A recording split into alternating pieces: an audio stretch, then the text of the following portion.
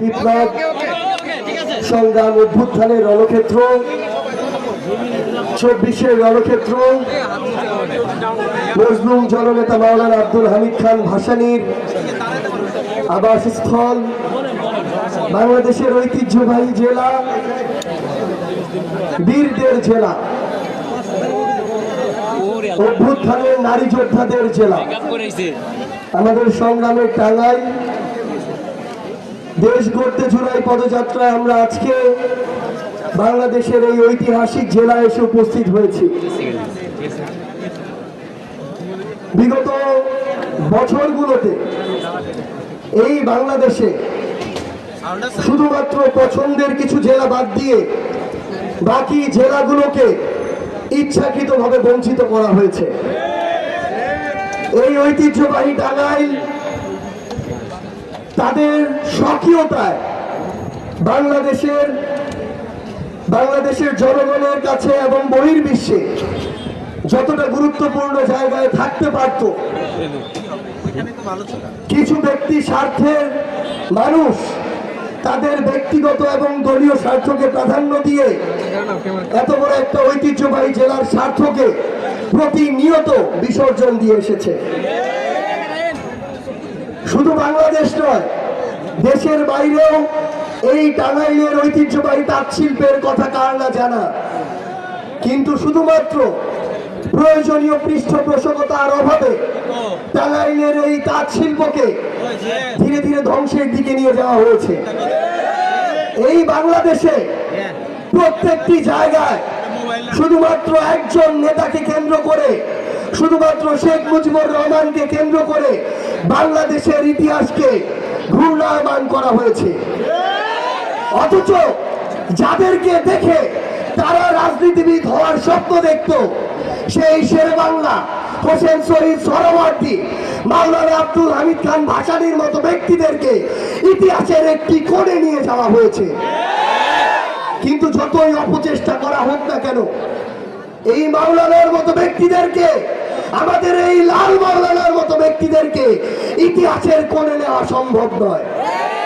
আমরা দেখেছি এই টাঙ্গাইলের উন্নয়নের অনেক গল্প দেওয়া হয়েছে, কিন্তু আমার এই টাঙ্গাইলের ঐতিহ্যবাহী হল, এই যে ভাসানী হল, যেই হলকে কেন্দ্র করে হয়তো আমার এই মজলুম ভাসানীর নাম বাংলাদেশের কোনায় কোনায় ছড়িয়ে পড়তে পারত, সেই হলকে মাদকাসক্তদের একটা আস্তানা বানানো হয়েছে।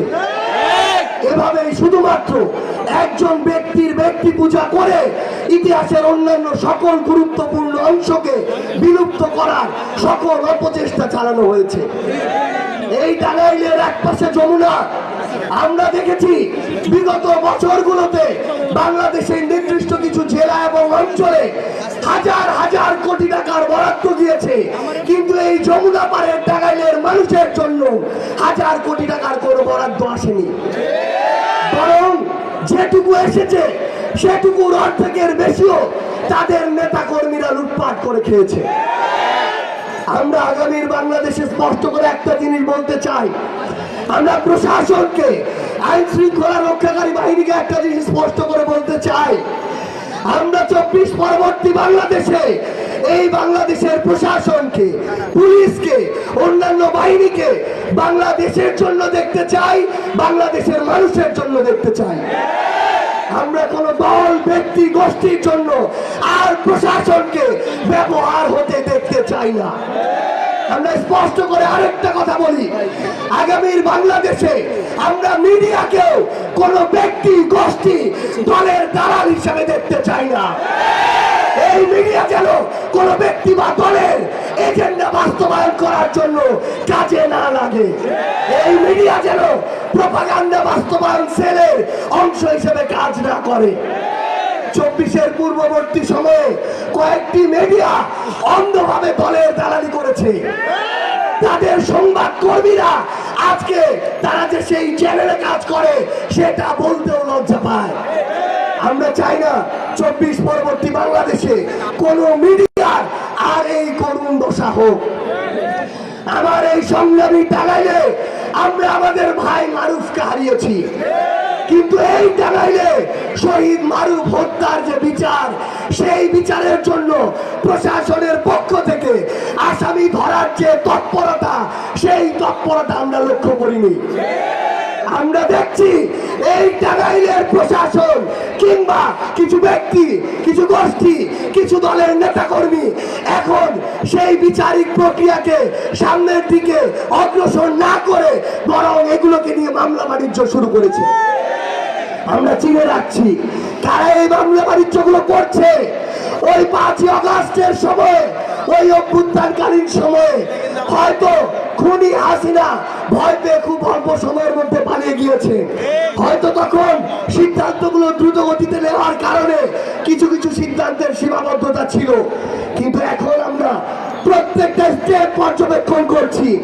কোন মিডিয়া কার হয়ে কাজ করছে, কোন প্রশাসন জনগণের উদ্দেশ্য সার্ভ না করে ব্যক্তি বা দলীয় বা গোষ্ঠীর উদ্দেশ্য সার্ভ করছে, আমরা এর প্রত্যেকটা বিষয় পর্যবেক্ষণ করছি।